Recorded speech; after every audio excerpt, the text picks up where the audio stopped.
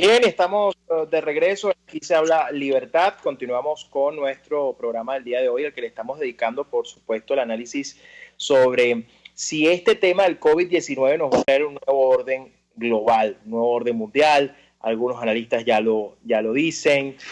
Ya tenemos, por supuesto, algunos estudios que hablan de que el mundo no va a ser igual. Bueno, yo por eso quería hoy conversar con un gran amigo de la casa, pero además un gran analista, no solamente geopolítico, sino de la política en general, como es George Akoff, quien ha accedido además a atendernos unos minutos para conversar sobre este tema, en un mundo tan lleno de incertidumbre como de preguntas, en un momento como este, y pues precisamente queríamos conversar con él sobre eso. Bienvenido, George, gracias por acompañarnos. Hola, ¿me escuchan? Sí, perfectamente, gracias por acompañarnos. George, la pregunta de rigor con la que quiero comenzar esta entrevista y esta conversación contigo es, ¿viene un nuevo orden global después del coronavirus? No sé, creo que el orden global depende de instituciones, de identidades, de la estructura de países poderosos en este momento, y estos no van a cambiar tanto. Supongo que las instituciones se van a transformar, pero estamos en los 75 años de la ONU. Esto se va a celebrar a distancia, me imagino. Se celebran los 75 años de la victoria de los aliados sobre la Alemania nazista este año, y creo que estas instituciones tienen cierta solidez y resiliencia ante este gran reto de la pandemia.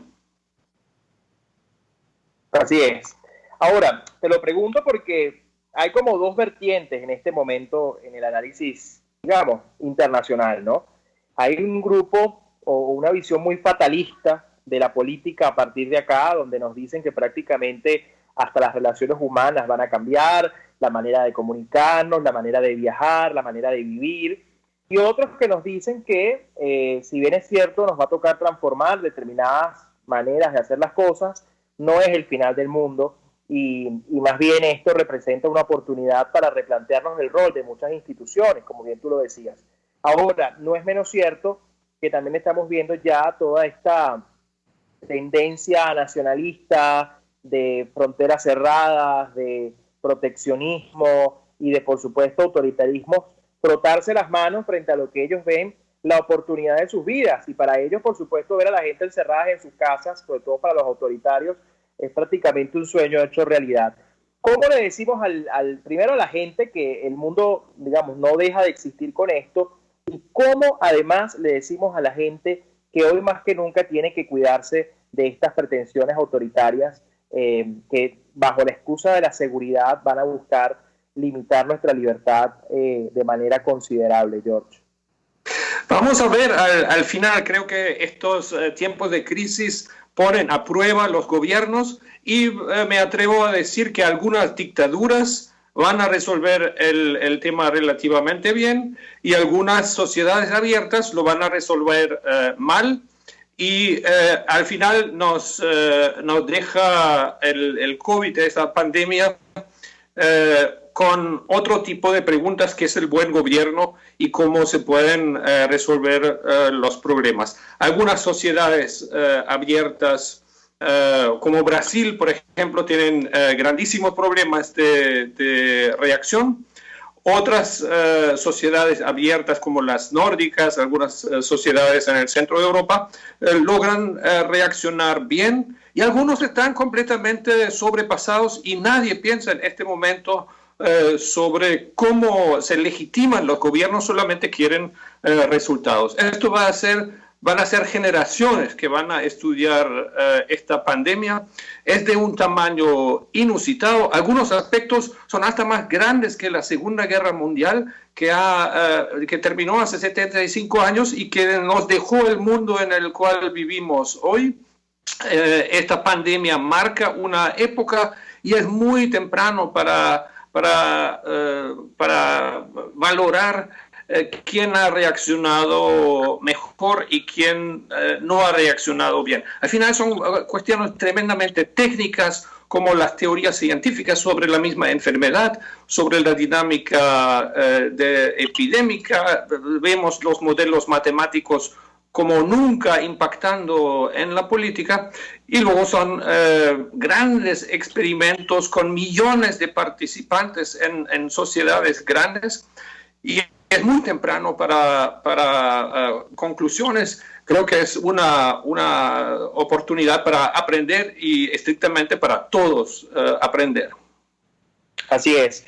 George, quería preguntarte tu valoración sobre lo que ha sido el rol de la Organización Mundial de la Salud en un contexto además muy marcado por la denuncia, por un lado, por, digamos, el señalamiento a su actual director, por la posición frente al régimen comunista chino, frente, por ejemplo, a las presiones de Taiwán, que claramente también está demandando su parte de reconocimiento en todo esto y aprovecha la situación de la pandemia también pues para precisamente presionar en cuanto al propio conflicto que tiene con China. ¿Qué valoración le das a la Organización Mundial de la Salud, digamos, entendiendo que es temprano para sacar conclusiones, pero al día de hoy lo que ha sido su manejo en un contexto en el que pareciera que su credibilidad está bastante venida a menos en este momento? No sé, me tocó profesionalmente seguir los actos públicos de la WHO, de la OMS día a día. No vi allí grandes sorpresas. El conflicto Taiwán y China es tan antiguo como todo el sistema de la ONU. Así es.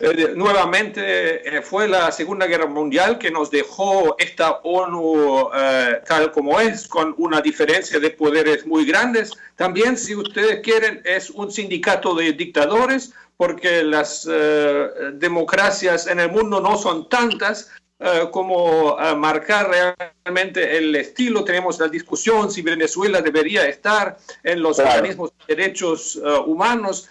O sea, yo creo que estas organizaciones multilaterales, el sistema de la ONU, es un campo natural del conflicto político, y de vez en cuando alguien sale así como con un portazo, como lo ha hecho el gobierno norteamericano. Ahora vamos a ver, no está planteado que yo sepa que salgan, que no pagan por un tiempo, me imagino, que los pagos llegan más tarde. Yo creo que hay que tomarse esto con cierta calma. Para Venezuela, si la OEA funcionaba o no funcionaba, eso despertaba muchas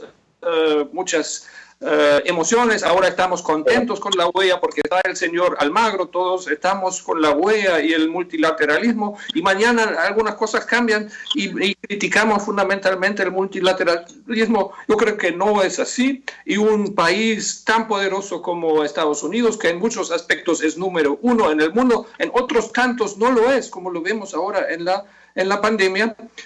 Este país se debería dedicar de usar su influencia en el sistema de la ONU y de tomarlo como una esfera de ejercicio de poder, como lo hace China, como lo hace Rusia, como modestamente lo hace Alemania, que era el gran excluido de este sistema de la ONU hace 75 años y ha hecho un gran trabajo para estar allí y influenciar. Y creo que hay muchos otros países que saben usar estas instituciones tan complejas, con luz y sombra siempre, para sus intereses, y eso es natural que se haga, y eso es la idea de este tipo de instituciones. Totalmente. Ahora, ya que tocabas el tema Venezuela, George, yo sé que además tú, digamos, tienes una particular cercanía con el tema Venezuela, lo estudias, estás permanentemente evaluándolo. Y no deja de preocupar para quienes estamos acá, por supuesto, aun cuando pueda ser muy temprano, pero viendo, digamos, un poco el comportamiento del régimen venezolano, la utilización de la pandemia no solamente para, digamos, obviamente seguir trabajando en el sistema de propaganda, obviamente en el sistema de la mentira, pero por otro lado, en un ensayo muy peligroso de control social en un contexto, en un país que, como bien tú sabes, hoy no tiene gasolina. Hoy, bueno, la gente respeta la cuarentena a medias porque entre morir de hambre y morir de la pandemia prefieren enfermarse de la pandemia, del virus, y y regresar a casa con algo de comida. ¿Cómo ves tú este tema del régimen y sobre todo la presión internacional que tiene alrededor en un contexto geopolítico muy complejo? Por un lado, porque está una especie de aislamiento en la comunidad internacional producto de la realidad que está viviendo con la pandemia. Por otro lado, por una realidad de particularmente nuestros vecinos que sienten la presión de Venezuela, no solamente por su población migrante, por el riesgo a la seguridad, por el riesgo sanitario que implica que la enfermedad se salga de control en Venezuela. Digamos, ¿cómo ves tú la película completa con un régimen que pareciera estar usando la pandemia como su mejor oportunidad para afianzarse en el poder o intentarlo por lo menos?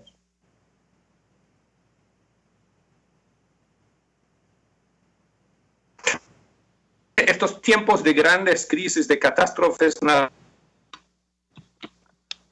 de cualquier catástrofe natural que hemos visto en el planeta, en algún sentido va más allá de las guerras mundiales, aunque es de esperar que haya menos muertos, pero sí hay más participantes de cierta manera y más afectados, no mortalmente, pero gravemente afectados, como por ejemplo los países petroleros, porque ya Venezuela de cierta manera está algo mejor preparados que otras naciones petroleras, porque este gobierno, entre comillas, destrozó la industria petrolera antes de esta más profunda crisis en toda la historia petrolera causada por el COVID-19 y lamentablemente hay que decirlo, una tragedia así beneficia los malos gobiernos también y se tienden a fortalecer en el poder. Hay que recordar que esto es un gobierno, entre comillas, completamente atípico,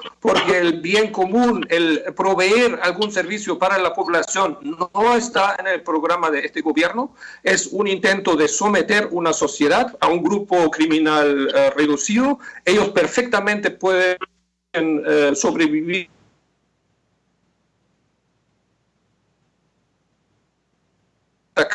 crisis de minerales y hasta del oro. Así que yo veo que este régimen particular, esa tiranía que no conoce leyes, va a sobrevivir esta pandemia y me temo que hasta se fortalece. Claro. Y en ese sentido, ¿cuál crees tú que debe ser la respuesta del venezolano y de la dirigencia política, ¿no? Que hoy se hace tantas preguntas en un contexto en el que hoy, por ejemplo, algunos dicen, bueno, sí, cuidarse sí, pero callarse no. ¿Y cuál crees tú que debe ser el rol entonces de la dirigencia y en particular del gobierno legítimo, que en principio también tiene una responsabilidad, no en la destrucción del país, pero sí quizás en la respuesta que la gente estaría esperando para no sentirse tan vulnerable en un país como Venezuela, que como dices tú, paradójicamente, nos hemos preparado probablemente mejor para una situación tan extrema porque ya éramos un país destruido y ya padecíamos un virus previo como lo era el chavismo. Sí, acuérdate que también mucha gente ya se ha ido y esto va a ser otro factor de altísimo impacto que exiliarse, huir de Venezuela deja de ser una solución, porque en los países vecinos y hasta en países muy desarrollados la situación va a ser muy mala, va a haber mucho menos remesas, mucho menos dólares transferidos a los que se quedaron en Venezuela, porque el venezolano en el exilio, el migrante venezolano típicamente está en un empleo precario y es muy probable que pierda este trabajo en estos tiempos de crisis mundial. O sea, se acumulan en una gran tragedia nacional este malísimo gobierno, y nuevamente digo gobierno entre comillas, y esto empuja a todo el mundo a buscar la ayuda que haya. Creo que no hay duda de que si hay algún tipo de ayuda internacional para Venezuela, hay que aceptarla. Esto va a fortalecer esta tiranía, no hay alternativa, es lamentable, pero hay que salvar vidas como se puede, hay que aliviar la tragedia de la pobreza que se acentúa.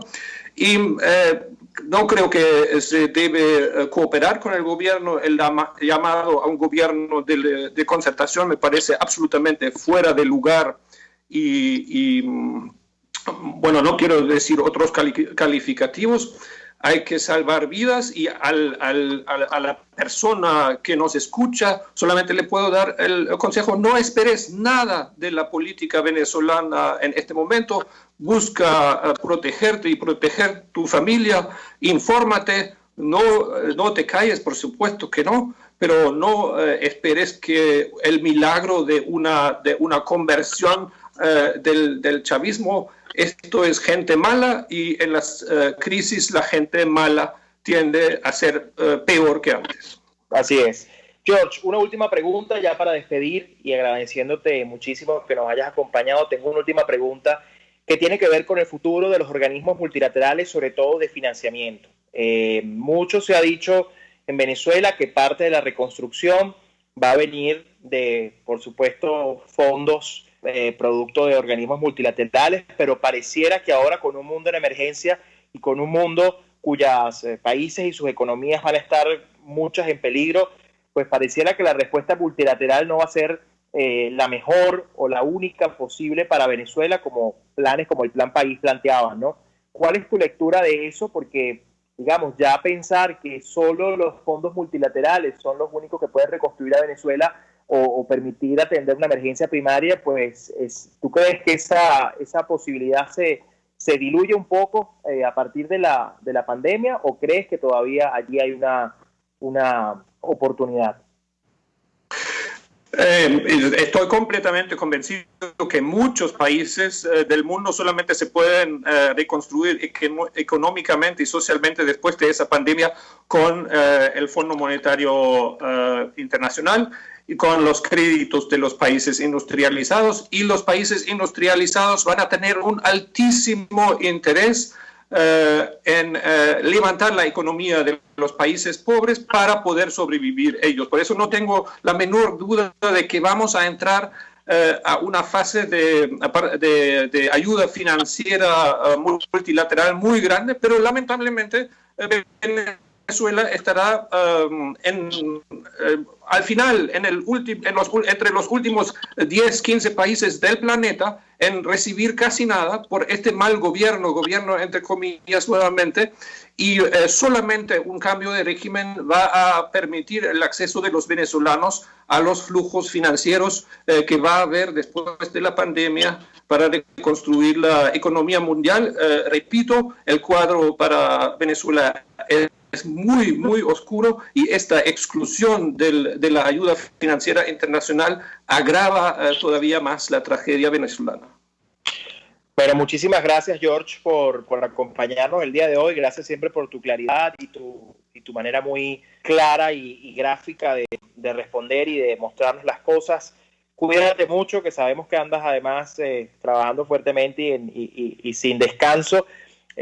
Mucho éxito y gracias siempre por tener a Venezuela presente en todos tus análisis, en tus pensamientos y además por sentirte un venezolano más. Así que gracias por acompañarnos. Así es, Venezuela siempre en el corazón. Así es, muchísimas gracias. Conversábamos con George Eikhoff, analista internacional, y bueno, un poco conversando con él sobre todo este tema de la dinámica geopolítica y cómo cambiará, probablemente cambiará el orden mundial, sí o no, a propósito del coronavirus. Bien, ya tenemos que despedir el programa. Gracias a todos por acompañarnos el día de hoy en Aquí es la Libertad, y nos escuchamos el próximo jueves en otra edición por acá por RCR 750. Cuídense mucho. Chao, chao. RCR presentó Aquí se habla libertad con Pedro Urruchurtu.